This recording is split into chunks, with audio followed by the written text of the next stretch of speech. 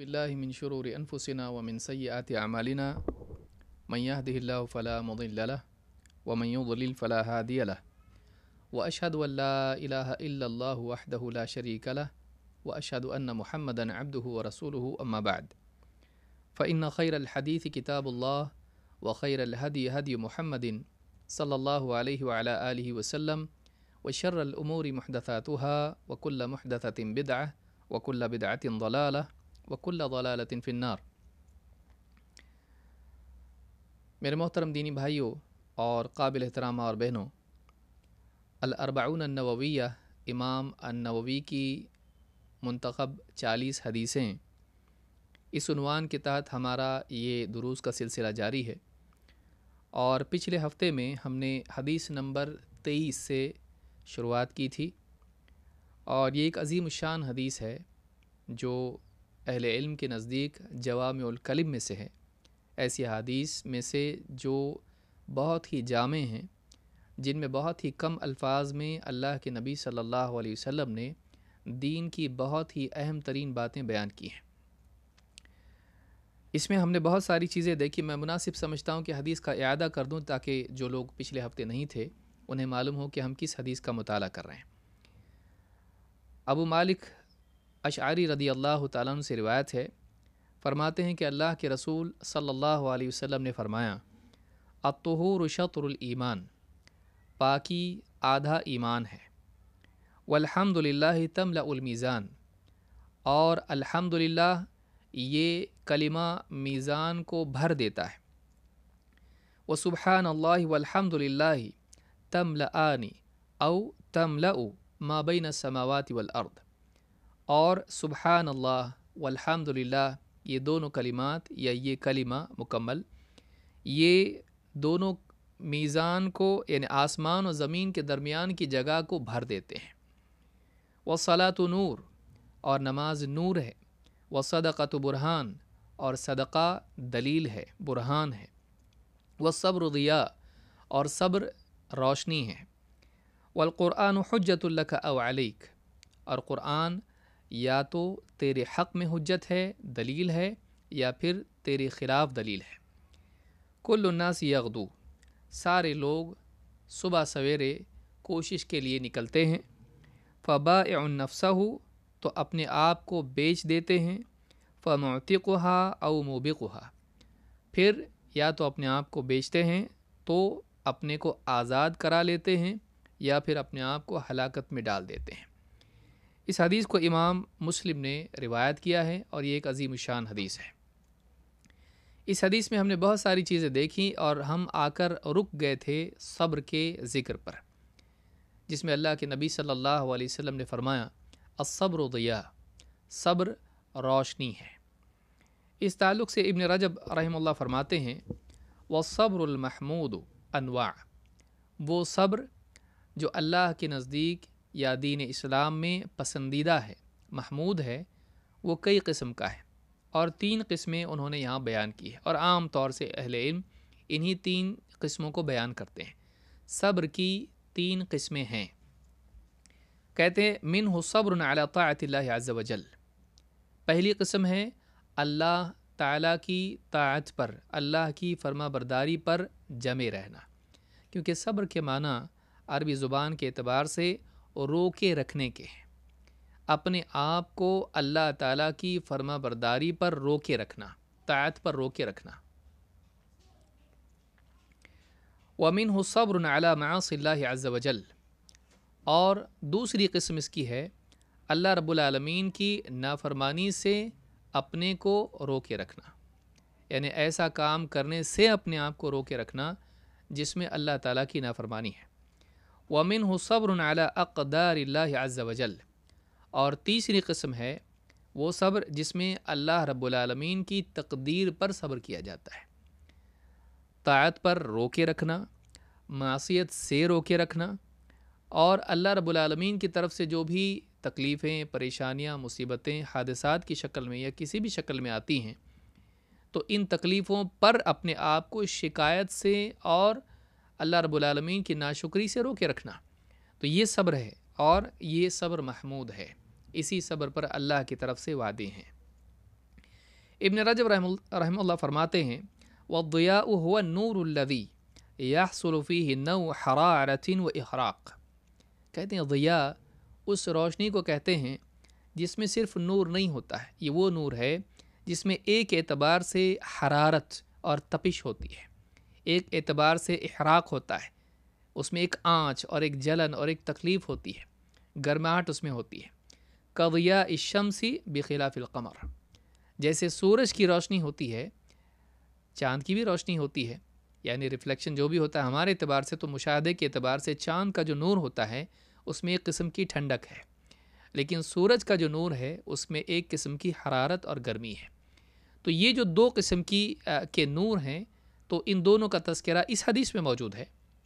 اسی لیے آپ دیکھیں گے والصلاۃ نور ہے، نماز نور ہے، اس میں ایک ٹھنڈک ہے، اس میں ایک سکون ہے، جیسے اللہ کے نبی صلی اللہ علیہ وسلم نے فرمایا جعلت قرۃ عینی فی الصلاۃ، میری آنکھوں کی ٹھنڈک نماز میں رکھ دی گئی ہے۔ تو آپ دیکھیں وہاں پر یعنی آنکھوں کی ٹھنڈک قرار دیا جا رہا ہے، اور حدیث میں کیا ہے والصلاۃ نور، نماز نور ہے، وہ نور ہے، وہ سکون والا ٹھنڈک والا نور ہے۔ لیکن صبر میں ایسا معاملہ نہیں ہے۔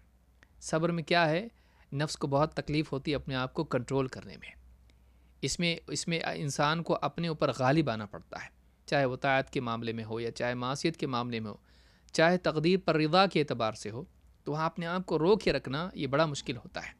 تو اس میں بہت حرارت ہوتی ہے، تکلیف ہوتی ہے۔ تو یہاں پر سورج کی روشنی اور چاند کی روشنی کے اعتبار سے بتایا گیا ہے۔ قرآن میں بھی آپ دیکھیں گے کہ دونوں میں اللہ نے فرق کیا ہے۔ کیا فرمایا؟ وَهُوَ الَّذِي جَعَلَ الشَّمْسَ ضِيَاءً وَالْقَمَرَ نُورًا، یہ سورہ یونس کی آیت نمبر 5 ہے۔ اللہ نے فرمایا کہ یہ اللہ ہی تو ہے جس نے سورج کو ضیاء، روشن بنایا، روشنی دینے والا بنایا، والقمر نورا، اور چاند کو نور بنایا۔ تو چاند کے لیے نور کا لفظ ہے، لیکن سورج کے لیے ضیاء کا لفظ ہے۔ دونوں کی روشنی میں فرق قرآن کریم میں اللہ تعالیٰ نے بتلایا ہے۔ تو اسی اعتبار سے نماز ہو یا اسی طرح سے روزہ ہو، دونوں کے نور میں فرق ہے۔ ابن رجب رحمۃ اللہ علیہ فرماتے ہیں وَلَمَّا كَانَ الصَّبْرُ شَاقًا عَلَى النُّفُوسِ، جبکہ جیسے اس وجہ سے کہ صبر نفس پر بڑا بھاری ہوتا ہے، مشکل ہوتا ہے، يحتاج إلى مجاهدة النفس وحبسها وكفها عما تهواه كان ضياءً، کہا کہ چونکہ روزہ یا اسی طرح سے صبر یہ انسان کے لیے نفس پر بڑا بھاری ہوتا ہے، تو اس کے لیے نفس سے بڑا مجاہدہ کرنا پڑتا ہے، اس کو کنٹرول کرنا پڑتا ہے، اس کو روک کے رکھنا پڑتا ہے ان چیزوں سے جو نفس چاہتا ہے، جس کی خواہش کرتا ہے۔ کہتے ہیں اسی لیے اس کو ضیاء کہا گیا ہے، کیونکہ اس میں حرارت ہے، ایک ریزسٹنس اس میں ہوتا ہے، اس میں ایک مخالفت ہوتی ہے، اس میں ایک قسم کی یعنی تکلیف ہوتی ہے انسان کو۔ تو یہ ایک ایسی روشنی ہے جس میں انسان کے لیے بڑا مجاہدہ ہے۔ تو جامع العلوم میں ابن رجب نے بات کہی ہے۔ لیکن یعنی روزے کا جو معاملہ ہے، اس بارے میں ابن الملقن رحمہ اللہ فرماتے ہیں کہ اس کے معنی کیا ہے کہ صبر ضیاء ہے، صبر روشنی کیسے؟ کہتے ہیں معناہ لا یزال صاحبہ مستضیئا مستمرا علی الصواب، کہتے ہیں کہ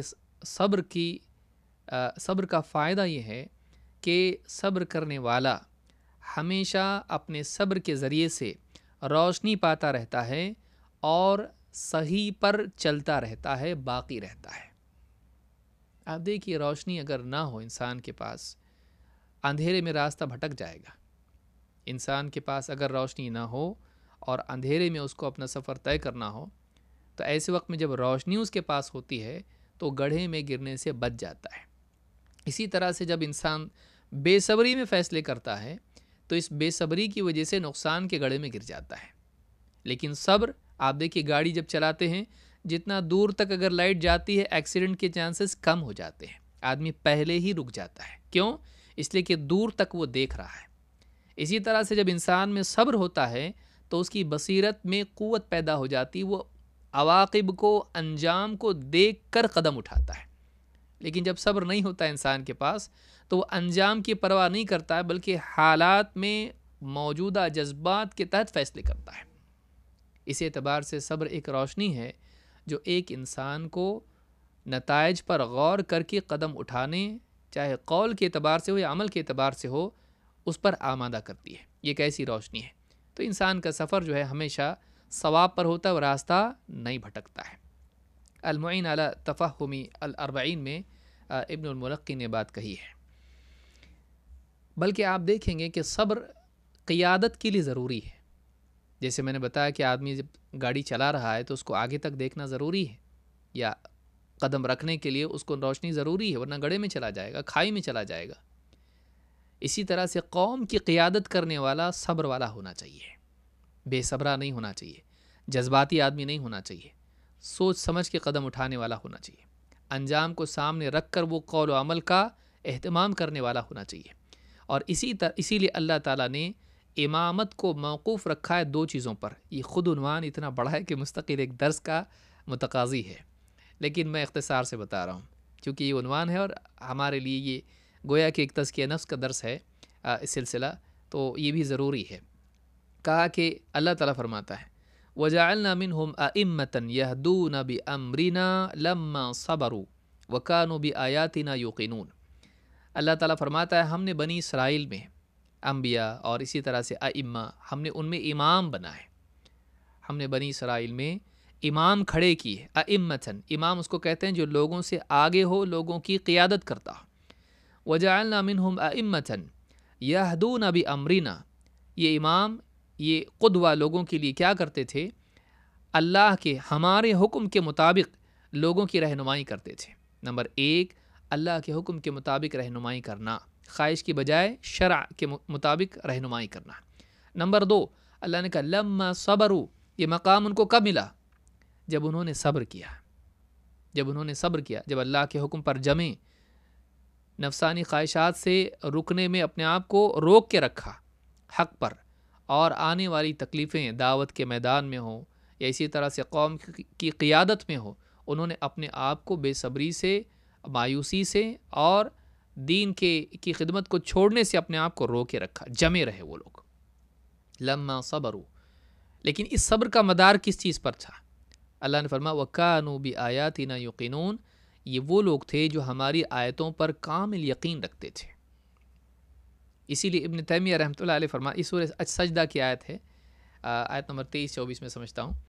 ابن تیمیہ رحمۃ اللہ علیہ فرماتے ہیں فَالصَّبْرُ وَالْيَقِينُ بِهِمَا تُنَالُ الْإِمَامَةُ فِي الدِّينِ، صبر اور یقین وہ دو چیزیں ہیں جن کی بنیاد پر، جن کے ذریعے ایک انسان دینی معاملات میں لوگوں کا قائد بننے کی استعداد یا حیثیت پاتا ہے، استحقاق اس کو ہوتا ہے۔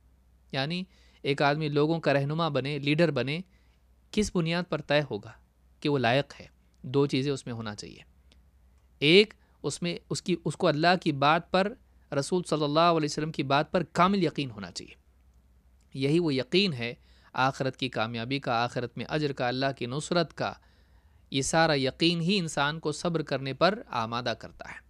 پھر جب وہ صبر کرتا ہے اس یقین کے نتیجے میں، اور پھر اللہ کے دین پر جم جاتا ہے، خواہش کی بجائے، جہل کی بجائے اور جذبات کی بجائے اللہ کی شریعت کے تابع ہو جاتا ہے، اور اسی بنیاد پر خود بھی چلتا ہے، دوسروں کی بھی رہنمائی کرتا ہے، تب جا کر وہ اس کا مستحق ہوتا ہے کہ وہ لوگوں کا قائد اور رہنما بن سکے۔ اس کو یاد رکھیے۔ تو مجموع الفتاوی میں ابن تیمیہ رحمۃ اللہ نے فرمایا کہ فالصبر والیقین بہما تنال الامامۃ فی الدین۔ تو یہ صبر کے بارے میں ہم نے جانا کہ صبر ایک روشنی ہے۔ کتنے فیصلے انسان زندگی میں کرتا ہے جذبات میں، بعد میں پچھتاتا ہے، اور کتنے لوگ ہیں جو صبر کرتے ہیں اور سوچ سمجھ کے قدم اٹھاتے ہیں، جذبات میں نہیں، کامیاب ہوتے ہیں اور اللہ کا شکر کرتے ہیں کہ میں نے جذبات میں قدم نہیں اٹھایا۔ تو زندگی میں اکثر ایسا ہوتا ہے، مصیبتیں آتی ہیں، پریشانیاں آتی ہیں، چاہے سماجی اعتبار سے ہو، خاندانی اعتبار سے ہو، معاشی اعتبار سے ہو، سیاسی اعتبار سے ہو، آدمی جذبات میں یا تو غصہ ہو جاتا ہے یا تو مایوس ہو جاتا ہے۔ اگر ایسا وہ نہ ہو اور صبر کرے، اللہ سے راضی رہے، رضا صبر سے اونچا درجہ ہے، راضی ہونا۔ صبر میں بس رکنا ہے، اپنے آپ کو کنٹرول کرنا ہے، لیکن رضا میں اللہ کے فیصلوں پر راضی ہونا ہے۔ جب آدمی راضی رہتا ہے اللہ تعالیٰ سے اور صبر کرتا ہے تو ایسے انسان کو اللہ تعالیٰ صحیح سوجھ بوجھ دیتا ہے اور صحیح فیصلوں کی صلاحیت دیتا ہے۔ بہت اہم چیز ہے۔ بلکہ فرشتے آخرت میں جنت والوں کو کیا کہیں گے؟ جزاء بما صبرتم، یہ سارا جو بدلہ جنت والا ہے یہ تمہارے صبر کا بدلہ ہے. گویا کہ دین پورا کا پورا تمام تر صبر ہے. دین کا آپ کہیں ایک لفظ میں بتاؤ کیا ہے دین؟ صبر. اس چیز پر جمنا جو اللہ کو پسند ہے. تو یہ صبر ہے. اگلا ٹکڑا کیا ہے حدیث کا؟ والقرآن حجت لک او علیک. قرآن یا تو تیرے حق میں حجت ہے یا تیرے خلاف حجت ہے. یا تو وہ تیرے فیور میں ہے یا تیرے اگینسٹ ہے. یا وہ تیرے کام آئے گا یا تو تیری بربادی کا ذریعہ بنے گا. آخرت میں تجھ کو پکڑوا دے گا. آخرت میں تجھ کو مجرم ثابت کرے گا. یا تو قرآن کی بنیاد پر تو کامیاب ہوگا یا قرآن چھوڑنے کی بنیاد پر ناکام ہوگا. تو یہ بھی ٹکڑا بہت اہم ہے. اللہ رب العالمین فرماتا وَنُنَزِّلُ مِنَ الْقُرْآنِ مَا هُوَ شِفَاءٌ وَرَحْمَةٌ لِّلْمُؤْمِنِينَ. ہم یہ قرآن نازل کرتے ہیں. یہاں من تبعیض کے لیے نہیں ہے. ہاں تنزیل کے اعتبار سے ہوتا ہے لیکن شفا کے اعتبار سے نہیں. ہم تھوڑا تھوڑا کر کے اس قرآن کو نازل کرتے ہیں. اس قرآن کے حصوں کو نازل کرتے ہیں جو تمام تر شفا ہے. جو تمام تر شفا ہے اور مؤمنین کے لیے رحمت ہے. ٹھیک. لیکن اللہ نے کیا فرمایا؟ وَلَا يَزِيدُ الظَّالِمِينَ إِلَّا خَسَارًا. لیکن یہ قرآن ظالموں کے خسارے ہی میں اضافہ کرتا ہے. ایمان والے قرآن جیسے جیسے قرآن کی باتیں ان کے پاس آتی ہیں وہ اس کی تصدیق کرتے ہیں، تعمیل کرتے ہیں اور اس طرح سے ایمان میں بڑھتے جاتے ہیں اور خیر میں بڑھتے جاتے ہیں، کامیابی کی راہ پہ گامزن ہو جاتے ہیں. لیکن اس کے بالمقابل ظالم، کافر اور شک کرنے والے قرآن کی باتیں سنتے ہیں، شک میں اور اضافہ ہوتا ہے، کافر ہیں، انکار میں اور بڑھ جاتے ہیں اور خسارے میں اور زیادہ بڑھ جاتے ہیں. جیسے اچھی زمین پر جب بارش ہوتی ہے تو فصل اگتی ہے، وہ زمین ہری بھری ہو جاتی ہے، اس میں سے پھل پھول نکلتے ہیں. لیکن نجاست کی جگہ پر جب بارش ہوتی ہے تو ایک جگہ کی گندگی اور زیادہ پھیل جاتی ہے. تو بعض اوقات انسان کے اندر خود گندگی ہوتی ہے اور قرآن کی باتیں اس کے سامنے آتی ہیں تو چھپی ہوئی گندگی باہر آتی اور پھیل جاتی ہے. وَلَا يَزِيدُ الظَّالِمِينَ إِلَّا خَسَارًا. تو معلوم ہے کہ قرآن سے فائدہ بھی ہوتا ہے اور بدتر لوگ جو ہوتے ہیں جن کے اندر ہی گندگی ہوتی ہے ان کی برائی کی وجہ سے وہ نقصان میں پڑ جاتے ہیں. اللہ کے نبی صلی اللہ علیہ وسلم فرماتے ہیں القرآن شافع مشفع. قرآن سفارشی ہے، ایسا جس کی سفارش قبول کی جاتی ہے. شافع و مشفع و ماحل مصدق. اور ماحل ہے شکایت کرنے والا بادشاہ کے پاس. مماحل مصدق ایسا شکایتی جس کی شکایت کی تصدیق ہوتی، انکار نہیں ہوتا. قرآن کی دونوں حیثیتیں ہیں. ایک تو یہ کہ وہ سفارش کرے گا جو قرآن کا حق ادا کرے گا اور اس کی سفارش قبول کی جائے گی، یا پھر وماحل المصدق کہ وہ بادشاہ کے پاس اوپر شکایت کرے گا اور اس کی شکایت کی تصدیق کی جائے گی، انکار نہیں کیا جائے گا. اس اعتبار سے حدیث میں کیا ہے؟ قرآن یا تو تیرے حق میں حجت ہے یا تیرے خلاف حجت ہے. اور آپ فرماتے ہیں من جعلہ امامہ قادہ الی الجنہ. جو قرآن کو اپنا امام بناتا ہے، اس کے پیچھے چلتا ہے، اس کی پیروی کرتا ہے، وہ اسے جنت تک لے جاتا ہے. جو قرآن کی قیادت میں چلتا ہے وہ جنت تک پہنچتا ہے. اور ومن جعلہ خلفہ ساقہ الی النار. اور جو قرآن کو اپنے پیچھے کر دے، پیٹھ پیچھے ڈال دے، قرآن کی تعلیمات کو پس پش ڈال دے، تو پھر قرآن اس کو جہنم کی طرف گھسیٹ کر لے جاتا ہے، ساقہ ہانک کے لے جاتا ہے. تو آپ دیکھیں قرآن یا تو جنتی بناتا ہے انسان کو تو جہنمی، یا تو اس کی سفارش کرتا ہے یا شکایت. تو جس کی شکایت وہ کرے وہ کامیاب کیسے ہو سکتا ہے؟ تو جو انسان قرآن پر ایمان لائے، اسے سیکھے، پڑھے، اس پر عمل کرے، اس کی دعوت دے، اس کے حلال کو حلال جانے، حرام کو حرام، اور اس کے احکام کی تعمیل کرے رضا کے ساتھ میں، تو ایسا آدمی کامیاب ہے. لیکن جو اس پر ایمان نہ لائے، یا پھر اس پر یقین نہ کریں، شک کریں، یا پھر اس کی تعمیل نہ کریں، یا اس کے حقوق کو ادا نہ کرے، ایسا انسان قیامت کے دن قرآن اس کی شکایت کرے گا اور وہ کامیاب نہیں ہوگا، ناکام ہوگا. چلیے آگے بڑھتے ہیں. کل الناس یغدو فبائع نفسہ فمعتقها او موبقها. آپ فرماتے ہیں، حدیث کا آگے کا ٹکڑا ہے، ہر انسان، کل الناس یغدو، صبح سویرے نکلنا، کوشش کرنا. یہاں یغدو سعی کے معنی میں ہے، یہ سعی کہ ہر انسان صبح سویرے نکلتا ہے، کھیتی باڑی ہو یا اس طرح کی تجارت ہو یا کوئی اور کام ہو، دکان ہو یا نوکری ہو، ہر آدمی صبح سویرے محنت کے لیے نکلتا ہے. کیا کرتا ہے؟ فبائع نفسہ، وہ اپنے آپ کو بیچتا ہے. انسان کی کوششیں اس کے وجود کا حصہ ہیں، وہ اپنی کوششوں کو فروغ کرتا ہے، دیتا ہے، سپینڈ کرتا ہے، وہ اپنے آپ کو خرچ کرتا ہے، اپنے آپ کو بیچتا ہے. فمعتقھا، تو اپنے آپ کو اللہ کو بیچ کے آزاد کرا لیتا ہے. انسان کی آزادی اللہ کے غلام بننے میں ہے، یعنی اللہ کے آگے اپنے آپ کو غلام بنا کر پیش کر دے، اللہ کی غلامی اپنا لے کہ اللہ تو میرا رب، میں تیرا بندہ، میری زندگی میں تیرا حکم چلے گا، جو تو کہے. تو فبائع نفسہ، اپنے آپ کو بیچتا ہے اللہ کو. تو پھر کیا کر لیتا ہے؟ فمعتقھا، اس کو آزاد کرا لیتا ہے. اپنے آپ کو اللہ کا غلام بنا کے نفس کی غلامی سے آزاد کرا لیتا ہے، جہنم سے آزاد کرا لیتا ہے. یا پھر او موبقھا، یا پھر بیچتا ہے اللہ کو نہیں، شیطان کو، نفس کو، اور اپنے آپ کو برباد کر دیتا ہے، تباہ کر دیتا ہے. یہ شیطان کی غلامی جہنم میں لے جائے گی.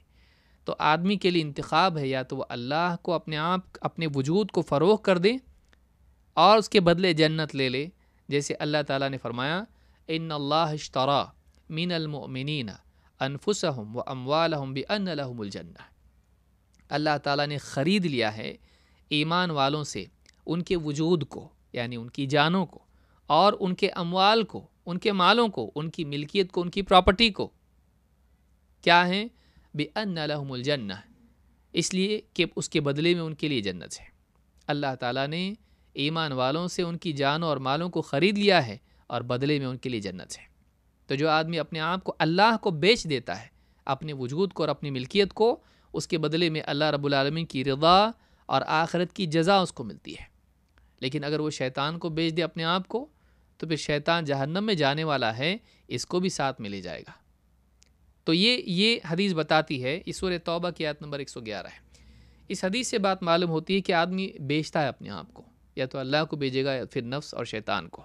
اس کی ہلاکت اسی میں ہے کہ وہ شیطان کا غلام بن جائے اور اپنے آپ کو شیطان کو بیچ دے. ابن حجر الحیتمی کہتے ہیں معنی کل انسان یسعی بنفسہ، معنی یہ ہے کہ ہر انسان اپنے وجود سے کوشش کرتا ہے.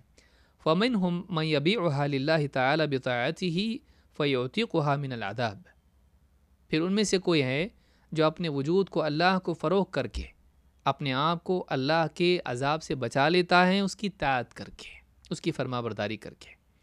اور ان میں سے ومنہم من یبیعها للشیطان والہوى باتباعہما، اور ان میں سے بعض ایسے بھی ہیں جو شیطان اور نفس کی اتباع کر کے اپنے آپ کو، اپنے وجود کو، اپنی ذات کو شیطان اور نفس کو بیچ دیتے ہیں اور اپنے آپ کو ہلاک کر لیتے ہیں. الفتح المبین بشرح الاربعین، اس میں انہوں نے بات کہی ہے. تو یہ حدیث مکمل ہوئی. اس حدیث میں کیا باتیں ہیں؟ اگر اس حدیث کو ہم لوگ یعنی عمل کے لیے بنیاد بنا لیں تو بہت بہت بہت بڑی بات ہے. کیا اس حدیث میں دیکھیے، ایک تو اپنے آپ کو شرک سے پاک کریں، پھر عبادات کے لیے طہارت کا اہتمام کریں، نجاست سے، آلودگی سے اپنے آپ کو پاک کرنا، وضو کا اہتمام، اس کا اہتمام کرے، پاکیزہ رہے، پاک رہے، ظاہراً و باطناً. نمبر 2، اللہ کے ذکر کا اہتمام کرے، عیوب کا انتساب اللہ کی طرف نہ کرے، حمد اللہ کی کرے، خوبیاں اللہ تعالیٰ کی ان کا اعتراف بھی کرے، اظہار کرے اس کا. پھر اسی طرح سے نماز کا اہتمام کرے جو تمام عبادات کی اصل ہے، جو تمام عبادات کی اصلاح، ذات کی اصلاح کا ذریعہ ہے، انسان کی اصلاح کا ذریعہ ہے. اور پھر صدقات کرے، اپنے مال میں سے لوگوں پر خرچ کرے، اللہ کی مرضیات میں خرچ کرے. پھر جو مصیبتیں دنیا میں آئیں گی، کہیں سے بھی آئیں، اس پہ صبر کرے اور اللہ کے دین پر جمع رہے. قرآن کی تلاوت کا اہتمام کرے اور اس کے حقوق ادا کرے، اس کی پیروی کرے، فہم اور عمل اور دعوت کے ذریعے سے. اور اپنے آپ کو زندگی بھر اللہ کا غلام بنا کے رکھے اور یہ سمجھتا رہے، اس کا استحضار رکھے، میں آزاد نہیں ہوں، میں غلام ہوں اللہ کا. اور اپنے وجود کو اللہ رب العالمین کو بیچ دے، شیطان اور نفس کو نہیں۔ یہ شارٹ فارمولا ہے، یہ مختصر فارمولا ہے کامیابی کا۔ اگر ان چیزوں کا اہتمام کرے تو بقیہ زندگی میں اس کے انوار ظاہر ہوں گے۔ تو یہ آپ سوچیں کتنی جامع حدیث ہے، کتنی پیاری حدیث ہے۔ اللہ تعالیٰ اس پر عمل کی توفیق عطا فرمائے۔ اب ہم آگے بڑھتے ہیں حدیث نمبر 24، اس لیے کہ ہم کو کتاب مکمل بھی کرنا ہے، بہت زیادہ تفصیل میں اگر ہم جائیں گے بات بہت لمبی ہوگی۔ آگے جو حدیث آنے والی ایک بہت عظیم الشان حدیث ہے، یہ پچھلی حدیث کی طرح ہی ہے اور یہ بہت ہی بڑی حدیث ہے، اس کے اجزاء کو سمجھنا بھی ضروری ہے۔ سرسری مطالعہ وہ کیفیات پیدا نہیں کرے گا جو ہونی چاہیے، لہٰذا اس کو ہم سمجھنے کی کوشش کریں گے۔ اس حدیث میں حدیث نمبر 24، اللہ کی عظمت اور انسان کی محتاجی۔ اس حدیث کا خلاصہ کیا ہے؟ اس میں کیا ہم کو بتایا گیا ہے؟ اس میں اللہ کی عظمت ہے، اللہ رب العالمین کی عظمت کا بیان ہے، اور دوسرے اس میں انسان کی محتاجی کا بیان ہے۔ انسان محتاج ہے اور اللہ رب العالمین قادر ہے ہر چیز پر اور سب کچھ اس کے پاس ہے۔ انسان فقیر محتاج ہے اور انسان عاجز ہے۔ تو یہ جو حدیث ہے اسی بات کو بتلاتی ہے۔ آئیے دیکھتے ہیں حدیث کے الفاظ کیا ہیں۔ عن ابی ذر رضی اللہ عنہ، ابو ذر رضی اللہ تعالیٰ عنہ سے روایت ہے، عن النبی صلی اللہ علیہ وسلم فیما یروی عن ربہ عز وجل، وہ نبی صلی اللہ علیہ وسلم سے روایت کرتے ہیں اور خود نبی صلی اللہ علیہ وسلم نے یہ حدیث، یہ بات اللہ رب العالمین سے روایت کی ہے۔ ایسے حدیث کو حدیث قدسی کہا جاتا ہے۔ حدیث قدسی وہ ہے جو قرآن کا متن نہ ہو لیکن نبی صلی اللہ علیہ وسلم کہیں کہ یہ اللہ تعالیٰ نے کہا ہے، جس میں اللہ کی بات ہو لیکن وہ قرآن میں نہ ہو۔ اور حدیث قدسی جو ہے اس کی تلاوت قرآن میں نہیں کی، نماز میں نہیں کی جاتی ہے لیکن قرآن کی تلاوت کی جاتی ہے۔ یہ فرق ہے دونوں میں، قرآن میں اور حدیث قدسی میں۔ اور قرآن کے ہر حرف پر، ایک حرف پر 10 نیکیوں کا وعدہ ہے۔ حدیث قدسی کے بارے میں ایسا کوئی وعدہ نہیں، اگرچہ اس کا پڑھنا بھی ثواب ہے لیکن یہ قید اور یہ ثواب کی تعیین اس پر نہیں ہے۔ حدیث قدسی صحیح بھی ہو سکتی ہے، ضعیف بھی، لیکن قرآن صحیح اور ضعیف نہیں ہوتا ہے۔ تو یہ فرق ہیں جو علماء نے ذکر کیے، اور بھی فروق یعنی ذکر کیے اس سلسلے میں، لیکن یہ یاد رکھنا چاہیے۔ اللہ کے نبی صلی اللہ علیہ وسلم اللہ رب العالمین سے روایت کرتے ہیں، انہ قال، کہ اللہ تعالیٰ فرماتا ہے۔ اللہ تعالیٰ جب بندوں سے مخاطب ہو کے کچھ کہے تو بہت عظیم بات ہوتی ہے۔ ساری باتیں اللہ کی طرف سے ہیں، لیکن جس میں رسول صلی اللہ علیہ وسلم خود فرمائے کہ اللہ تعالیٰ نے تم سے بات کہی ہے، تو اور بھی زیادہ دھیان سے اس کو سننا چاہیے، ہر حدیث کو دھیان سے سننا چاہیے۔ لیکن ان احادیث میں بہت بڑی بات ہوتی ہے جس میں خطاب بندوں سے ہوتا ہے۔ اللہ تعالیٰ فرماتا ہے، یا عبادی، اے بندو، اے میرے بندو، یا عبادی انی حرمت الظلم علی نفسی، میں نے اپنے آپ پر ظلم کو حرام کر رکھا ہے۔ ظلم میں نے اپنے اوپر حرام کر دیا ہے۔ حرام کے معنی منع کے ہوتے ہیں۔ میں نے اپنے آپ کو ظلم سے، یعنی ظلم میں نہیں کروں گا، تو میں نے ظلم کو اپنے اوپر حرام کیا ہے۔ وَجَعَلْتُهُ بَيْنَكُمْ مُحَرَّمًا فَلَا تَظَالَمُوا، اور اس ظلم کو تمہارے آپس میں درمیان میں، مابین تمہارے درمیان بھی اس ظلم کو حرام کر دیا ہے کہ تم ایک دوسرے پر ظلم نہیں کرو گے، لہٰذا ایک دوسرے پر کبھی ظلم نہ کرنا۔ نمبر 1، ظلم کی حرمت۔ 2، اس حدیث میں کل 9 باتیں ہیں، آپ اس کو یعنی تقسیم اور بھی زیادہ کر سکتے ہیں، کوئی 10 کہے گا، کوئی 11 کہے گا، لیکن کل ملا کے 9 حصوں میں اس کو تقسیم کیا جا سکتا ہے۔ تو یہ پہلی بات ہے، ظلم کی حرمت۔ نمبر 2، یا عبادی کلکم ضال الا من ہدیتہ فاستہدونی اہدکم، اے میرے بندو، تم سب کے سب راہ ہدایت سے محروم ہو، ہدایت سے محروم ہو، بھٹکے ہوئے ہو، ہدایت سے محروم ہو۔ ضال گمراہ کہتے ہیں اس کو، لیکن ضال کے کئی معنی ہوتے ہیں جو آگے ہم دیکھیں گے۔ یا عبادی کلکم ضال، تم سب کے سب ہدایت سے محروم ہو، الا من ہدیتہ، سوائے اس شخص کی جسے میں ہدایت دوں، فاستہدونی، تو تم مجھ سے ہدایت مانگو، اہدکم، میں تمہیں ہدایت دوں گا، تم مجھ سے ہدایت مانگو، میں تم کو ہدایت دوں گا۔ नंबर 3, या इबादी कुल्लुकुम जाइउन इल्ला मन अतअमतुहु, ऐ मेरे बंदो तुम में से हर शख्स भूखा है सिवाय उसके जिसे मैं खिलाऊं। इल्ला मन अतअमतुहु, सिवाय उसके जिसे मैं खिलाऊं। फस्ततइमूनी उतइमकुम, मुझसे खाना मांगो मैं तुम्हें दूंगा, मैं तुम्हें खिलाऊंगा। 4, या इबादी कुल्लुकुम आरिन इल्ला मन कसौतुहु, ऐ मेरे बंदो तुम में से हर शख्स लिबास से महरूम है, आरी है और यान है, और सिवाय उसके इल्ला मन कसौतुहु, जिसे मैं ढांपूं, जिसे मैं लिबास अता करूं। फस्तक्सूनी अक्सुकुम, मुझसे लिबास मांगो मैं तुम्हें लिबास अता करूंगा। 5, या इबादी इन्नकुम तुख्तिऊन बिल्लैलि वन्नहार, ऐ मेरे बंदो तुम में से हर आदमी रात दिन गलतियां करता है, गुनाह करता है। व अना अगफिरुद्दुनूब जमीअन, और मैं तो वो हूँ जो गुनाहों को सब का सब माफ़ कर देता हूँ, मैं वो हूँ जो सारे गुनाहों को माफ़ कर देता है। फस्तगफिरूनी अगफिर लकुम, तुम मुझसे मग़फ़िरत मांगो मैं तुम्हारी मग़फ़िरत करूँगा। तुम मुझसे मग़फ़िरत तलब करो, मुझसे इस्तिग़फ़ार करो, मैं तुम्हारी मग़फ़िरत करूँगा। 6, या इबादी इन्नकुम लन तबलुगू दर्री फ़तदुर्रूनी, ऐ मेरे बंदो तुम कभी इस मकाम को नहीं पहुँच सकते कि मुझे नुकसान पहुँचाओ। तुम कभी इस मकाम को नहीं पहुँच सकते, लन तबलुगू दर्री, कि तुम मुझे नुकसान पहुँचाने की पोजीशन में आओ और फिर मुझे नुकसान पहुँचा दो, इस्तेदाद हो जाए फिर वो कर भी गुजरो, कभी ऐसा नहीं हो सकता है। वलन तबलुगू नफ़ई फ़तनफ़ऊनी, और कभी ऐसा नहीं हो सकता है, तुम कभी इस पोजीशन में, कभी इस मकाम को नहीं पहुंच सकते, मर्तबे को नहीं पहुंच सकते कि तुम मुझे फ़ायदा पहुंचाने वाले बन जाओ और मुझे मेरा फ़ायदा करने लगो, तुम कभी ऐसे नहीं हो सकते।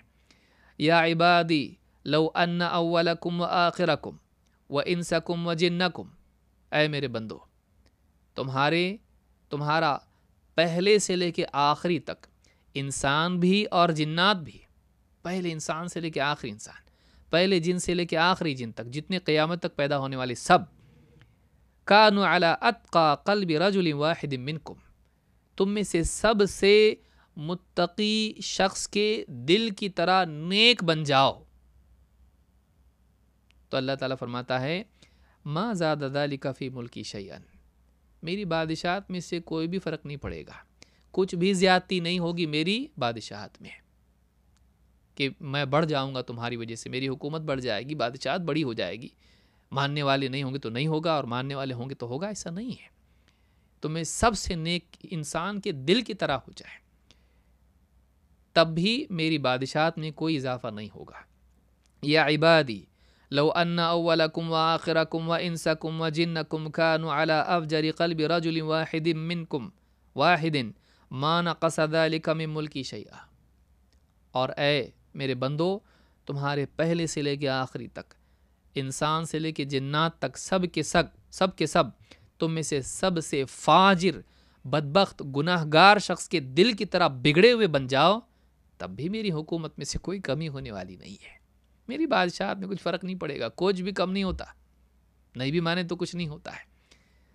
तो ये छठा जुमला हुआ जिसमें अल्लाह को तुम्हारी ज़रूरत नहीं है। 7, या इबादी लौ अन्ना अव्वलकुम व आखिरकुम व इंसकुम व जिन्नकुम, ऐ मेरे बंदो तुम्हारा पहले से लेके आखिरी तक और इंसान भी और जिन्नात भी, क़ामू फ़ी सईदिन वाहिदिन, एक मैदान में जमा हो जाएं, फ़सअलूनी, और मुझसे मांगो, मुझसे मांगने लगें, मुझसे सवाल करें, मुझसे तलब करें। फ़अअतैतु कुल्ला इंसानिन मिनहुम मसअलतहु, और मैं इनमें से हर इंसान को उसकी मांगी हुई हर चीज़ अता करने लगूं। मा नक़स ज़ालिका मिम्मा इंदी इल्ला कमा यनक़ुसुल मिख़यतु इज़ा दख़लल बहर, मेरे पास जो कुछ है नेमतें, जो कुछ मेरे पास है उसमें से इतना भी कम नहीं होगा जितना समंदर में सुई डुबोने से समंदर में कमी होती है। ये भी समझाने के लिए कहा, वरना वो भी कमी नहीं होती अल्लाह के पास। समंदर में से तो भी मान लीजिए कुछ कम होगा, अल्लाह के पास तो उतना भी कम नहीं होता है, क्योंकि अल्लाह फिर तख्लीक पर कादिर है। سمندر واپس سے تخلیق پر قادر نہیں ہے۔ اذا دخل البحر، تو سمندر میں سوئی ڈبونے سے جتنی کمی ہوتی ہے اتنی بھی کمی نہیں ہوتی ہے۔ نمبر 8، یا عبادی انما ہی اعمالکم احصیہا لکم ثم اوفیکم ایہا، اے میرے بندو یہ تو تمہارے اعمال ہیں جو میں بالکل گن گن کے سنبھال کے رکھتا ہوں، پھر اس کا پورا پورا بدلہ قیامت کے دن میں تم کو دوں گا۔ یہ تو تمہارے اعمال ہیں جن کو میں سنبھال کے رکھتا ہوں، اور قیامت کے دن میں اس کا پورا پورا بدلہ تم کو دوں گا۔ 9، فمن وجد خیرا فلیحمد اللہ، تو جو دنیا میں یا آخرت میں کوئی خیر پائے اسے چاہیے کہ وہ اللہ کی حمد کرے، وہ اللہ کی حمد کرے۔ ومن وجد غیر ذلک فلا یلومن الا نفسہ، اور جو خیر کی بجائے کچھ اور پائے یعنی شر، جس کو دنیا میں یا آخرت میں اس پر شر آئیں، مصیبت آئیں، پریشانی آئیں، عذاب آئیں، فلا یلومن الا نفسہ، وہ کسی اور کو نہیں، وہ اپنے آپ کو ملامت کرے، وہ اپنے آپ کو دوش دے، کسی اور کو دوش نہ دے، وہ اپنے آپ کو ملامت کرے۔ امام مسلم نے اس حدیث کو روایت کیا ہے، بہت پیاری حدیث ہے یہ، اور واقعی دل اللہ کی عظمت سے بھر جاتا ہے، اور معلوم ہوتا ہے کہ ہماری اوقات کیا ہے، ہم کیا ہیں، کچھ بھی نہیں ہم لوگ، ایک نمبر کے فقیر، پیدائشی فقیر، پیدائشی محتاج، اللہ کے مقابلے میں کچھ بھی نہیں۔ چاہے دنیا کا مالدار سے مالدار انسان ہو، چاہے دنیا کا قوی سے قوی انسان ہو، چاہے وہ ساری صلاحیتوں کا مالک ہو، صلاحیتوں سے نہیں ملتا ہے، اللہ کے دینے سے ملتا ہے۔ اس کو آدمی یاد رکھے، یہ حدیث انسان کو یاد دلاتی ہے تو کیا ہے، کچھ بھی نہیں ہے، تو کچھ بھی نہیں ہے، اللہ کے مقابلے میں کچھ نہیں۔ اس حدیث کی شان کیا ہے، اس حدیث کی عظمت کا معاملہ کیا ہے؟ سعید ابن عبدالعزیز کہتے ہیں، کان ابو ادریس الخولانی اذا حدث بهذا الحدیث جثى على ركبتيه۔ جامع العلوم والحکم میں ابن رجب کہتے ہیں کہ سعید بن عبدالعزیز کہتے ہیں، حدیث کے راوی، کہ ابو ادریس الخولانی جو اس حدیث کو روایت کرنے والوں میں سے ہے اور بڑے ائمہ میں سے گزرے ہیں، کہتے ہیں کہ جب اس حدیث کو بیان کرتے تو گھٹنوں کے بل بیٹھ جاتے، جیسے اتحیات میں بیٹھتے ہیں، بڑے ادب کے ساتھ بیٹھ کر اس حدیث کو بیان کرتے تھے۔ سلف کا یہ معمول تھا، یعنی ان کے نزدیک اللہ اور اس کے رسول کی بات کی بڑی عظمت تھی، اور بعض احادیث کی عظمت کی وجہ سے تو وہ ایک دم اور بھی زیادہ ادب کے ساتھ اس حدیث کو بیان کرتے، وہ بالکل یعنی گھٹنوں کے بل بیٹھ کر اتحیات میں ادب کے ساتھ اس حدیث کو بیان کرتے تھے۔ احمد بن حنبل فرماتے ہیں، هو اشرف حدیث لأہل شام، اہل شام نے جو حدیثیں روایت کی ہیں، پورے شام والوں نے جو بھی حدیثیں بیان کی ہیں، ان سب میں سب سے زیادہ اشرف و افضل، سب سے زیادہ شرف والی حدیث یہ ہے۔ اتنی بڑی حدیث ہے، عظمت والی حدیث ہے۔ آئیے اس کے جملوں کو سمجھنے کی کوشش کرتے ہیں۔ نمبر 1، پہلی بات کیا ہے، اب ایک ایک بات کر کے اس کو ہم سمجھتے ہیں۔ یا عبادی انی حرمت الظلم علی نفسی، اے میرے بندو میں نے ظلم کو اپنے اوپر حرام کر رکھا ہے، یعنی بندوں کو اللہ تعالیٰ اس بات کا اطمینان دلا رہا ہے میں ظلم نہیں کروں گا، نہ دنیا میں تکلیف کے اعتبار سے شرعی، نہ دنیا میں تکلیف کے اعتبار سے قدری، میں ظلم نہیں کرتا ہوں۔ لا یکلف اللہ نفسا الا وسعہا، کہ کسی کو اسی بات کا مکلف بنایا جائے گا جو اس کی استعداد میں ہے، اور اللہ رب العالمین دنیا میں کسی انسان پر اگر مصیبت ڈالتا ہے تو اللہ تعالیٰ اس کو ضائع نہیں کرتا ہے، بلکہ اللہ تعالیٰ اس کے بدلے میں اس کو اجر عطا فرماتا ہے اگر وہ اللہ کی خاطر صبر کرے، تو کوئی ظلم اللہ کی طرف سے نہیں ہے۔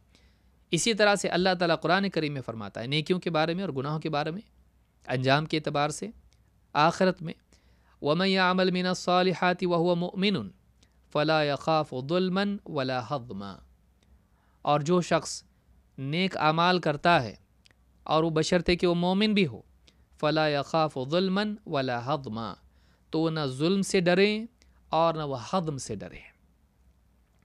اس تعلق سے علماء کہتے ہیں کہ جو آدمی طاعات کا اہتمام کرے، نیک اعمال کریں، فَلَا يَخَافُ ظُلْمًا بِزِيَادَةٍ فِي سَيِّئَاتِهِ، کہ یعنی ایسا نہیں ہوگا کہ اس پہ ظلم ہو جائے کہ اس نے گناہ نہیں کیے تھے اور اللہ نے اپنی طرف سے اس پہ گناہ ڈال دیے، تو یہ بھی ظلم ہے کہ آدمی نے کوئی گناہ کیا نہیں اور اس کے نامہ اعمال میں آ جائے۔ اور ولا حضم بنقص من حسناته، کہ اس نے نیکیاں کی تھیں لیکن کہہ رہا میں یہ نیکیاں کی تھی تو غائب ہو گئی. تو اللہ تعالیٰ نہ کسی کی ہوئی نیکیوں کو برباد کرے گا، نہ اللہ تعالیٰ کسی کے گناہ نہیں تھے وہ اس پر ڈال دے گا. واقعی وہ نیکیاں حقدار تھیں جزا کی، اور اللہ ضائع کر دے نہیں ہوگا. ہاں ریاکاری سے کرے گا تو ضائع ہوگا، احسان کر کے جتائے گا تو ضائع ہوگا، لیکن نیکیاں واقعی صحیح نیکیاں تھیں وہ ضائع نہیں ہوں گی. اور گناہ نہیں کیے تھے زبردستی اس پر نہیں ڈالے جائیں گے. تو یہ جو ہے یہ اللہ کی طرف سے وعدہ ہے کہ یہ اللہ کی طرف سے نہیں ہوگا. جیسے کوئی آدمی ہے اس نے بھلائی کی اور اس کا اجر اس کو نہ ملے، نہیں ہوگا. اور اس نے گناہ نہیں کیا تھا زبردستی مجرم بن جائے تو ایسا بھی نہیں ہوگا. اللہ تعالیٰ یہ نہیں کرے گا. ابن عباس سے بھی اسی طرح کی تفسیر آئی ہے. وَجَعَلْتُهُ، حدیث کا اگلا حصہ کیا ہے؟ تو یعنی ایک بات یہ کہ اللہ ظلم نہیں کرتا ہے. ان اللہ لا یظلم مثقال ذرہ، اللہ تعالیٰ ذرہ برابر بھی ظلم نہیں کرتا ہے. بے فکر رہو، اللہ ظلم نہیں کرے گا، نہ نیکیوں کے معاملے میں نہ گناہوں کے معاملے میں. وَجَعَلْتُهُ بَيْنَكُمْ مُحَرَّمًا فَلَا تَظَالَمُوا. اتنا ہی نہیں کہ ظلم اللہ تعالیٰ کی شان نہیں کہ اللہ ظلم کرے، اور اللہ تعالیٰ نے ایمان والوں پر بھی ظلم کو حرام کر رکھا ہے، بلکہ اللہ تعالیٰ نے مطلق ساری مخلوق پر ظلم کو حرام کیا ہے. انسان جو مکلف ہے ظلم نہیں، جنات ظلم نہیں، مت کرو، اللہ نے حرام کیا ہے. تمہارے درمیان ظلم کو اللہ تعالیٰ نے حرام کر دیا ہے. فلا تظالموا، دیکھو آپس میں ایک دوسرے پر ظلم مت کرنا. ظلم کی 3 قسمیں ہیں، اس کو یاد رکھیں. ایک ظلم ہے خالق کے باب میں، اور 2 ظلم ہیں مخلوق کے باب میں. خالق کے بارے میں ظلم کیا ہے؟ شرک. مخلوق کے بارے میں ظلم کیا ہے؟ وہ 2 قسمیں ہیں. ایک اپنے پر ظلم، ایک دوسرے پر ظلم. اپنے پر ظلم کیا ہے؟ اللہ کی نافرمانی کرنا، یہ اپنے اوپر ظلم ہے. کیوں؟ یہ اپنے آپ کو اللہ کے عذاب کا حقدار بناتا ہے، جبکہ جنت کا موقع اس کے پاس ہے، جبکہ نعمت اور رحمت کا موقع ہے. گناہ کر کے آدمی اللہ کے عذاب کا حقدار بناتا ہے تو اپنے خلاف یہ کارروائی کرتا ہے، اپنے اوپر ظلم ہے. تیسرا دوسروں پر ظلم، کہ ان کا حق ان کو نہ دے، یا ان کا حق ضائع کر دے، یا ان کی چیز چھین لے، چاہے وہ مال ہو، چاہے وہ جان ہو، چاہے وہ عزت ہو. اس میں ایسا تصرف کرے جو ناحق ہو. کسی کا مال ضائع کر دیا، کسی کی جان لے لی، یا اس کو زخم پہنچا دیا، یا کسی کی عزت آبرو پر حملہ کیا. یہ ظلم ہے. تو پہلا ظلم کیا ہے؟ شرک ہے. شرک ہے. ان الشرک لظلم عظیم. وہ اللہ کا حق اللہ کو نہیں دینا ہے. اللہ کا حق توحید ہے، عبادت ہے، وہ بندوں کو دے رہا ہے. تو یہ ظلم اللہ کے باب میں ہے، اللہ کے بارے میں. دوسرا اپنے اوپر ہے گناہ. ربنا ظلمنا انفسنا، اسی لیے آدم علیہ السلام نے دعا کی اللہ ہم نے اپنے اوپر ظلم کیا. تو آدمی جب اللہ کا حکم توڑتا ہے تو وہ اپنے اوپر ظلم کرتا ہے. اور 3 آپس میں ایک دوسرے پر ظلم کرنا، ان کا حق ان کو نہ دینا. یہاں اسی کا ذکر ہے. فلا تظالموا، آپس میں ایک دوسرے پر ظلم مت کرو. جب اللہ بندوں پر ظلم نہیں کرتا ہے تم کیوں ظلم کر رہے آپس میں ایک دوسرے پر؟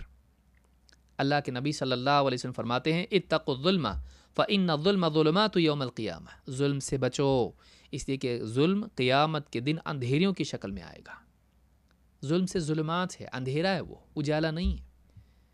ظلم کرنے والا اندھیروں میں ہوگا، اس پر اندھیری چھائی ہوئی ہوگی. کالک اور اندھیری یہ ظلم کا نتیجہ انجام ہے. اس حدیث کو امام مسلم نے روایت کیا، اور بخاری میں بھی دوسرا ٹکڑا اس کا ہے ان الظلم ظلمات یوم القیامہ. تو ظلم مت کرو. اللہ تعالیٰ نے ظلم کو حرام قرار دیا. معلوم ہے کہ دین میں عدل کتنا ضروری ہے. ہمارا دین عدل والا ہے، ظلم والا نہیں ہے. کسی پر اس کی جان کے معاملے میں، اس کے مال کے معاملے میں، یا اس کی عزت کے معاملے میں ظلم کرنا سخت گناہ ہے.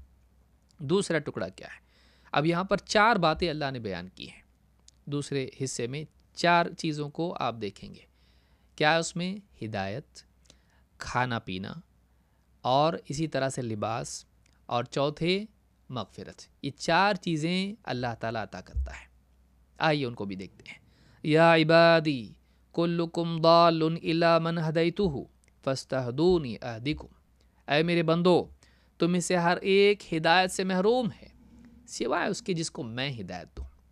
یہاں گمراہ کہنا زیادہ مناسب نہیں ہوگا، اس اعتبار سے کہ ہر بچہ فطرت پر پیدا ہوتا ہے تو گمراہ نہیں ہوتا ہے وہ، لیکن اس کے پاس رہنمائی اللہ کی طرف سے نہیں ہوتی کہ کیا حلال کیا حرام، عبادت کیسے کریں، ساری تفاصیل نہیں ہوتی، بس اس کی فطرت ہوتی ہے جو حق کو قبول کرے گی۔ اسی لیے اللہ رب العالمین نے الضال کا لفظ رسول صلی اللہ علیہ وسلم کے لیے بھی استعمال کیا۔ آپ یہاں گمراہ کا لفظ استعمال نہیں کر سکتے، اس کا ترجمہ گمراہ نہیں کر سکتے۔ وَوَجَدَكَ ضَالًّا فَهَدَىٰ، آپ کو ہدایت کی راہ سے محروم پایا تو اللہ تعالیٰ نے آپ کی رہنمائی کی۔ آپ کو نہیں معلوم تھا کیا صحیح کیا غلط، جسے اللہ نے فرمایا وَكَذَلِكَ أَوْحَيْنَا إِلَيْكَ رُوحًا مِّنْ أَمْرِنَا، اے نبی ایسے ہی ہم نے آپ کے لیے اپنی طرف سے اپنے حکم سے ایک روح نازل کی ہے، آپ کی طرف وحی کی ہے، کیونکہ قرآن روح کی طرح ہے، جو انسان جب اس کے دل میں آ جاتا ہے تو حیات اس کے دل کو ملتی ہے۔ ما كنت تدری ما الکتاب ولا الایمان، ما كنت تدری ما الکتاب ولا الایمان، آپ کو نہیں معلوم تھا کہ کتاب کیا ہوتی ہے، ایمان کیا ہوتا ہے، آپ کو نہیں معلوم تھا۔ ولکن جعلناہ نورا، لیکن ہم نے اس وحی کو آپ کے لیے ایک نور قرار دیا، ایک نور بنایا، نہدی بہ من نشاء من عبادنا، اور ہم اس قرآن کے ذریعے سے، اس وحی کے ذریعے سے اپنے بندوں میں سے جس کو چاہتے ہیں اس کی رہنمائی کرتے ہیں، اس کو ہدایت دیتے ہیں۔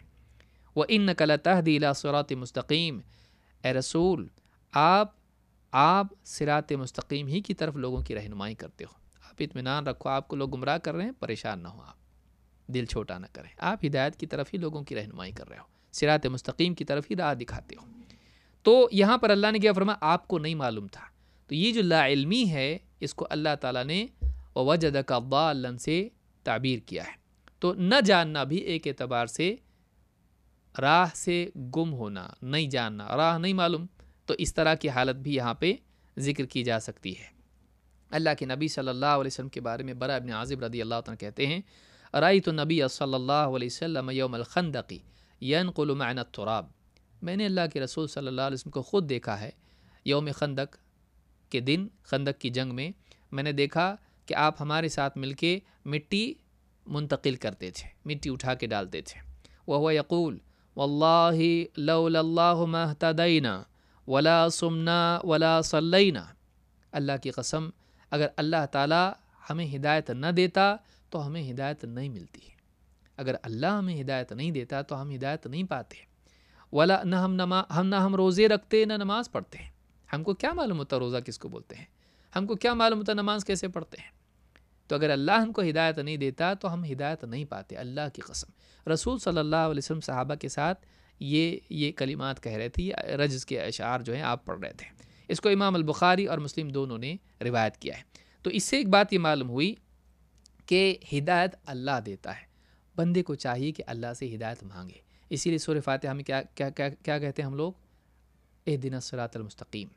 آدمی کہے گا اسلام پہ تو آ گیا نا، اب بھی ہدایت، ہاں تو جیسے سانس کا محتاج ہے اس سے زیادہ ہدایت کا محتاج ہے۔ اگر اللہ کی رہنمائی مسلسل تجھ کو نہ ملے، توفیق تجھ کو نہ ملے، تو ہر دن تیرے سامنے گمراہی کے راستے آ رہے ہیں، ہو سکتا ہے پاؤں پھسل کے تو اس پہ چلا جائے۔ تو آدمی گمراہ ہو سکتا ہے، صراط مستقیم پر جمے رہنا اور ہر قدم صحیح راستے پر ڈالنا اس کے لیے ضروری ہے کہ ایک انسان اللہ سے ہدایت مانگتا رہے۔ تو یہاں پر یہ بات حدیث سے ملتی ہے کہ آدمی اللہ سے ہدایت مانگے، اللہ ہدایت دیتا ہے، مانگنے والے کو دیتا ہے۔ اس سے آگے کیا ہے، یا عبادی کلکم جائع الا من اطعمتہ فاستطعمونی اطعمکم، اے میرے بندو تم سب کے سب بھوکے ہو سوائے اس کے جس کو میں کھلاؤں، کھانا مانگو میں کھلاؤں گا۔ معلوم ہوا کہ انسان یہ نہ سمجھے میرا بزنس ہے، میری دکان ہے، میرے کھیت ہیں، میرے باغات ہیں، سب ہے میرے پاس، یہ بھی مانگنا، سامنے کھانا ہے وہ بھی مانگنا اللہ سے۔ ایک انسان ہمیشہ اپنے آپ کو اس بات کا محتاج سمجھے، اللہ نہیں کھلائے گا تو میں نہیں کھا سکتا۔ بعض اوقات سامنے پلیٹ رکھی ہوتی، ہارٹ اٹیک آیا گیا، سامنے کا کھانا چاہ رہا تھا، بڑی چاہت سے بنوایا تھا اس کے لیے، مر گیا، نہیں کھا سکا ہو، اللہ نے اس کے لیے مقدر نہیں کیا تھا، اللہ نے مقدر نہیں کیا تھا۔ بعض اوقات آدمی کھاتے کھاتے مر جاتا ہے، پھنس گیا حلق میں، مر گیا، منہ میں سے نکالتے ہیں نہیں تھا تیری تقدیر میں، تم مجھ سے کھانا مانگو میں تم کو کھانا دوں گا۔ آدمی چاہے کتنا بھی کمانے والا کیوں نہ ہو، وہ اپنے آپ کو ہمیشہ رزق کے معاملے میں اللہ کا محتاج سمجھے۔ ابراہیم علیہ السلام نے کہا جہاں دیکھیے پچھلے اس میں ہدایت آئی، ہدایت کے ساتھ جسم کی بقا کے لیے کھانا. اللہ تعالیٰ نے ابراہیم علیہ السلام کا قول ذکر کیا، کہا الذی خلقنی فہو یہدین، میرا اللہ کیسا ہے؟ جس نے مجھے پیدا کیا اور وہ میری رہنمائی کرتا ہے، مجھے ہدایت دیتا ہے. والذی هو یطعمنی ویسقین، اور وہی اللہ ہے جو مجھے کھلاتا ہے پلاتا ہے، وہی اللہ ہے جو مجھے کھلاتا ہے پلاتا ہے. تو ہدایت کے بعد کس کا ذکر کیا؟ کھانے پینے کا. تو انبیاء بھی اپنے آپ کو پینے میں اللہ کا محتاج مانتے تھے. آدمی یہ نہ کہ کھانا بھی کیا، اس کو بھی بڑی نعمت ماننا، کیا مطلب چھوٹی چیز ہے نا، چھوٹی چیز ہے، مر جائے گا نہیں ملے گا کھانا. تو جیسے انسان کے قلب کی بقا کے لیے، حیات کے لیے ہدایت ہیں، ویسے انسان کے جسم کی بقا کے لیے طعام و شراب ہے، کھانا پینا ہے. دونوں چیزیں اللہ نے عطا کی، لیکن مقدم کس کو رکھا؟ یہ بھی غور کیجئے، ہدایت کو کھانے پینے پر پہلے مقدم رکھا. کیوں؟ اس لیے کہ یہ تیرے لیے زیادہ ضروری ہے کھانے پینے سے. ہدایت کھانے پینے سے زیادہ ضروری ہے. یہ بھی یہاں پر سیکھنے کی چیز ہے. تو یہ سورہ شعراء میں بات ابراہیم علیہ السلام کی ہے. اللہ تعالیٰ فرماتا ہے وَكَأَيٍّ مِّن دَابَّةٍ لَا تَحْمِلُ رِزْقَهَا اللَّهُ يَرْزُقُهَا وَإِيَّاكُمْ. سورہ عنکبوت آیت نمبر 60. کتنے جاندار زمین پر ہے. وَكَأَيٍّ مِّن دَابَّةٍ لَا تَحْمِلُ رِزْقَهَا، کتنے جاندار ایسے ہیں زمین پر جیتے ہیں بستے ہیں جو اپنا رزق اپنے ساتھ نہیں لے کر چلتے ہیں. لا تحمل رزقها، ان کے پاس ان کا رزق سنبھال کے رکھا ہوا نہیں ہوتا ہے، نہ لے کے ساتھ چلتے ہیں. اللہ یرزقها، ان تمام مخلوقات کو اللہ رزق دیتا ہے. وَإِيَّاكُمْ، تم کو بھی اللہ دیتا ہے، ان کو بھی دیتا ہے، تم کو بھی دیتا ہے. ہاتھی کتنا کھاتا، لیکن اللہ تعالیٰ جنگل میں دیتا اس کو. آج مثال دی جاتی، بھائی کوئی ہاتھی فری میں بھی دے تو مت لو. کیوں؟ اس لیے کہ وہ فری میں آ رہا ہے، لیکن اس کا کھلانا چاہ رہا، کتنا زیادہ خرچہ ہوگا اس میں، مصیبت میں پڑ جائے گا، اور رکھنے کی جگہ کا کرایہ الگ ہے. لیکن اللہ تعالیٰ ہاتھی، ویل مچھلی سے لے کے سمندر میں کتنی بڑی بڑی مخلوقات ہیں، زمین پہ کتنی مخلوقات ہیں، سب کو پال رہا اور کبھی کم نہیں ہوتا ہے. یہ تو انسان ہے جو روک کے رکھتا ہے، ورنہ اللہ کی طرف سے کبھی کمی نہیں ہوتی ہے. تو یہ اللہ تعالیٰ، ہاں اللہ جس کو چاہے کم کرتا ہے سزا کے طور پر یا امتحان کے طور پر، یہ ہوتا ہے. لیکن دنیا میں کم نہیں ہے، اللہ نے بقدر حاجت سب یہاں پر ڈال رکھا ہے. تو یہاں پر اللہ تعالیٰ نے بتلایا کہ ساری مخلوق کو اللہ رزق دیتا ہے. جیسے اللہ نے فرمایا ان الذین تعبدون من دون اللہ لا یملکون لکم رزقا، اللہ کے سوا جن کی تم عبادت کرتے ہو تمہارے رزق کا اختیار نہیں رکھتے، وہ تمہارے رزق کے مالک نہیں ہیں. بتوں کو، قبروں کو جا کے رزق کے لیے تم پکار رہے ہو، ان سے امیدیں باندھ رہے ہو، وہ تمہارے رزق کے مالک نہیں ہیں. فابتغوا عند اللہ الرزق، بلکہ تم اللہ تعالیٰ سے اپنا رزق مانگو. واعبدوہ، اور اس کی عبادت کرو، اسی کی عبادت کرو. واشکروا لہ، اور اس کا شکر ادا کرتے رہو. اللہ سے رزق مانگو، اسی کی بندگی اختیار کرو اور اس کا شکر ادا کرو. الیہ ترجعون، یاد رکھو ایک دن پلٹ کے تم کو اسی کے پاس جانا ہے. کیا کہا؟ فابتغوا عند اللہ الرزق، اپنا رزق اللہ سے طلب کرو. درگاہوں پہ جا کے ناڑے باندھنا، گھر میں تصویر باباؤں کی لٹکانا، علی با تعظیم ہے خواہ وہ لگانا، یہ طریقہ رزق کا نہیں ہے. رزق کا طریقہ فابتغوا عند اللہ رزق، رزق اللہ سے طلب کرو، بندہ اللہ سے رزق مانگے. تو یہ سورہ عنکبوت کی آیت نمبر 17 ہے. پھر فرمایا حدیث کا ٹکڑا، یا عبادی کلکم عار الا من کسوتہ فاستکسونی اکسکم. اے میرے بندو، تم سب کے سب لباس سے عاری ہو، نہیں کپڑے. کیسا پیدا ہوتا ہے انسان؟ سوٹ بوٹ میں بچہ پیدا ہوتا ہے، کیسا پیدا ہوتا ہے؟ ننگا، برہنا، کپڑے نہیں، مال فوراً سینے سے لگا دی، اس کو صاف کر کے ڈاکٹر دیتے، لو تمہارا بچہ ہے. کپڑا پہلے لے کے جانا پڑتا ہے، لپیٹ کے اس کو دیتے ہیں نرم کپڑے کے اندر، لو. برہنا پیدا ہوتا ہے، گھبرایا ہوا، سہما ہوا، بھوکا، ماں فوراً اپنے سینے سے اس کو لگاتی ہے. کوئی لباس نہیں، ایک دم گندا. کیسا بچہ پیدا ہوتا ہے؟ صاف کرتے اس کو کپڑے میں لپیٹتے ہیں. تم میں سے سب کے سب لباس سے محروم ہو، اور سوائے اس کے جسے میں پہناؤں تو تم اس سے لباس مانگو. آخرت کا بھی لباس. آدمی کیسا پیدا؟ حفاتن عراتن غرلا، حفاتن عراتن غرلا، ننگے پاؤں، ننگے بدن، اور بغیر ختنہ کیے ہوئے ایسے قیامت کے دن اٹھائے جائیں گے، برہنہ ہوں گے. پھر اللہ تعالیٰ جس کو لباس دے گا عزت والا اس کو ملے گا، اور جس کو چاہے گا پھر تارکول کا، اور جس کو چاہے گا سارے گندک کا لباس اللہ پہنائے گا.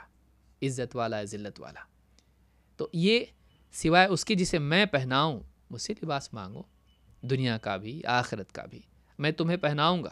اللہ نے فرمایا یا بنی آدم قد انزلنا علیکم لباسا یواری سوآتکم وریشا، سورہ اعراف آیت نمبر 26.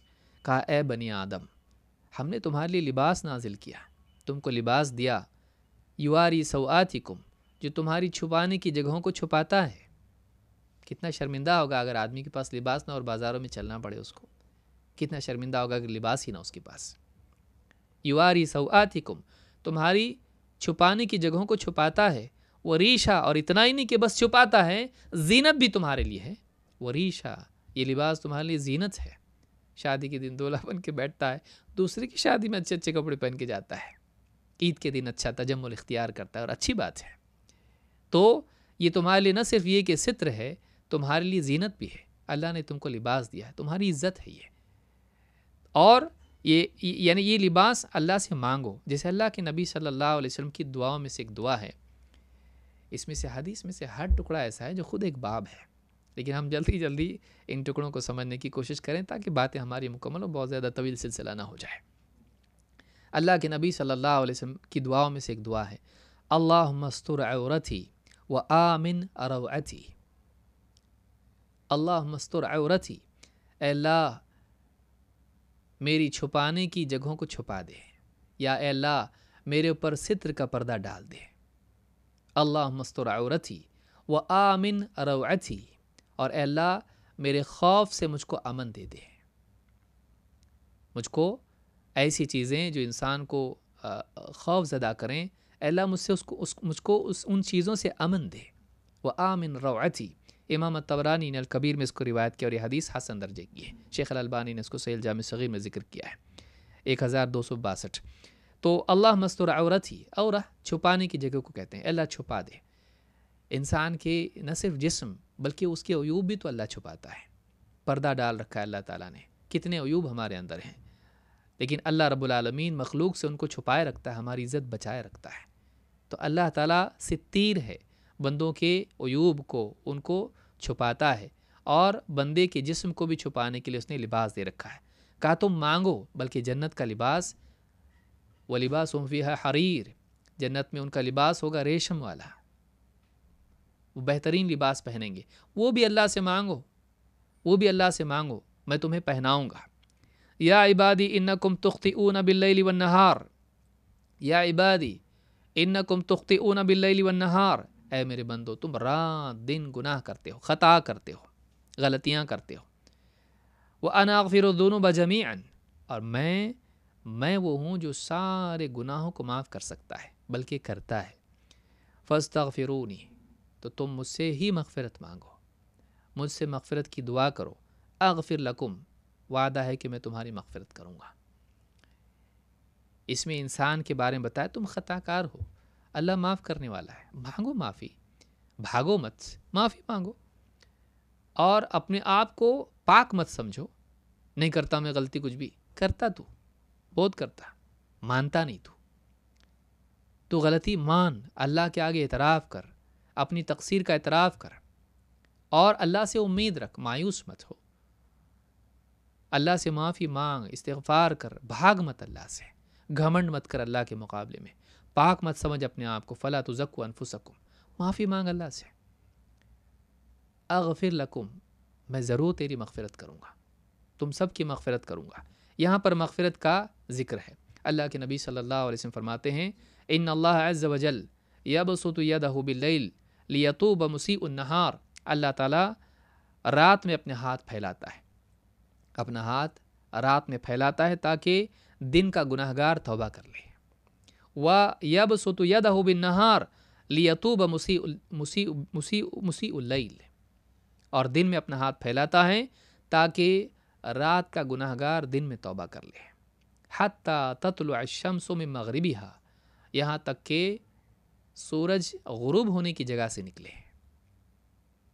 سورج جہاں غروب ہوتا ہے وہیں سے واپس سے اللہ سورج طلوع کرے گا قیامت کے دن اللہ تعالیٰ، تو یہ یعنی قیامت کا دن آ جائے تو رات کا گناہ گار دن میں توبہ کر لے. یعنی بہت سارے گناہ ایسے جسے رات دن گناہ کرتے ہو. بعض تو وہ لوگ ہیں جو رات میں بھی کرتے دن میں بھی کرتے، بعض وہ لوگ ہیں جو دن میں نیک ہیں لیکن رات میں گناہ کرتے ہیں، یا جو موقع دیکھ کر رات میں گناہ کرتے ہیں، چاہے وہ زناکاری ہو، چوری ہو. بعض لوگ دن میں گناہ کرتے ہیں، رات میں سو جاتے ہیں، تجارت کرتے ہیں، جھوٹ بولتے ہیں، دھوکہ دیتے ہیں، چوری کرتے ہیں. تو رات کے گناہ گار بھی ہیں، دن کے بھی ہیں، بعض دونوں حالتوں میں گناہ کرتے ہیں. تو اللہ تعالیٰ رات میں بھی اپنا ہاتھ پھیلاتا ہے اور دن میں بھی، تاکہ بندہ کسی نہ کسی حال میں دن میں یا رات میں اللہ سے توبہ کرے. ایسا نہ ہو کہ رات میں گناہ کیا اور توبہ نہیں کر سکا، رات میں بھی توبہ کر سکتا ہے. دن میں گناہ کیا، دن میں بھی توبہ کر سکتا ہے. رات دن اللہ تعالیٰ اپنا ہاتھ پھیلاتا ہے تاکہ بندہ توبہ کرے. کس کے لیے ہے؟ اس کو کیا ضرورت ہے اللہ کو؟ یہ اللہ کی رحمت ہے، اس لیے اللہ تعالیٰ ایسا کرتا ہے. جو حدیث میں نے بیان کی مسلم کی ہے. کیوں ایسا کرتا ہے اللہ؟ اللہ تعالیٰ فرماتا ہے افلا یتوبون الی اللہ ویستغفرون. کیوں یہ اللہ تعالیٰ کی طرف نہیں پلٹتے، کیوں یہ رجوع نہیں کرتے، کیوں یہ واپس گناہوں کا راستہ چھوڑ کے اللہ کی طرف لوٹ نہیں آتے، کیوں یہ توبہ نہیں کرتے، کیوں یہ اللہ سے مغفرت کی دعا نہیں کرتے، کیوں یہ اللہ سے استغفار نہیں کرتے، کیوں نہیں، کیوں ایسا نہیں کرتے؟ واللہ غفور الرحیم. اللہ غفور الرحیم ہے، بڑا مغفرت کرنے والا، رحم کرنے والا ہے. جب کوئی گناہ والا نہیں تھا تب بھی اللہ غفور تھا، جب کوئی مخلوق رحم کے لیے نہیں تھی تب بھی اللہ رحیم تھا. اور اللہ کی رحمت سے بڑھ کے کسی کی رحمت نہیں، اور اللہ سے بہتر معاف کرنے والا، مغفرت کرنے والا کوئی نہیں. تو کیوں توبہ نہیں کرتے یہ؟ کیوں استغفار نہیں کرتے یہ؟ کیوں واپس پلٹ کے نہیں آتے؟ سورہ المائدہ کی آیت نمبر 74 ہے، 74. اس میں اللہ تعالیٰ نے بتلایا کہ اللہ تعالیٰ بندوں کی مغفرت یعنی مغفرت کرتا ہے، ان کی توبہ کو قبول کرتا ہے. اللہ نے فرمایا قل یا عبادی الذین اسرفوا علی انفسہم لا تقنطوا من رحمت اللہ ان اللہ یغفر الذنوب جميعا انہ هو الغفور الرحیم. سورہ زمر آیت نمبر 53. اللہ نے فرمایا کہ اے نبی آپ میرا پیغام بندوں تک پہنچاؤ کہ اللہ تعالیٰ فرماتا ہے اے میرے بندو جنہوں نے اپنے ہی خلاف حدیں پار کر دیں، اپنے ہی خلاف حدیں پار کر دی، نافرمانی کر کے، گناہ کر کے، لا تقنطوا من رحمت اللہ، اللہ کی رحمت سے مایوس مت ہونا. بہت پاپ کیے تم نے لیکن پھر بھی اللہ کی رحمت سے مایوس نہ ہونا. کیوں؟ ان اللہ یغفر الذنوب جمیعا، کیونکہ اللہ وہ ہے جو چاہیں تو سارے گناہوں کی مغفرت کر دیتا ہے. انہ هو الغفور الرحیم، وہ بڑا مغفرت کرنے والا، رحم کرنے والا ہے. تو یہ جو حصہ ہے اس میں یہ معلوم ہوا، 4 چیزیں بیان کی. ہدایت اللہ دیتا ہے، کھلاتا پلاتا اللہ ہے، لباس دینے والا اللہ ہے، عزت بچانے والا اللہ ہے، اور اللہ ہی ہے جو گناہوں کی مغفرت کر سکتا ہے. یہ 4 چیزیں تم مجھ سے مانگو، اللہ نے کہا میں تمہیں یہ دوں گا. تو بندے کو چاہیے کہ اپنی حاجات میں اللہ تعالیٰ کی طرف متوجہ ہو. میں سمجھتا ہوں اگلا جو حصہ ہے انشاءاللہ ہم اگلے درس میں مکمل کریں گے، اور یہ آخر کی کچھ باتیں رہ گئی انشاءاللہ اس کو ہم اگلے درس میں مکمل کر کے پھر حدیثیں ہم دیکھیں گے. بعض حدیثیں بہت چھوٹی ہیں جن میں زیادہ باتیں نہیں ہیں، ان کو اختصار سے ہم دیکھیں گے. یہ حدیثیں کا بعض ایسی ہیں جو بہت طویل ہیں، زیادہ مواد ہیں، انشاءاللہ اس کے لیے ہو سکتا ہے ایک درس میں مکمل نہ ہو سکے. اللہ تعالیٰ ہم سب کو دین سیکھنے کی اور اس پر عمل کرنے کی توفیق عطا فرمائے، اور اللہ سے جڑنے کی توفیق عطا فرمائے. اقول ھذا واستغفر اللہ لی ولکم.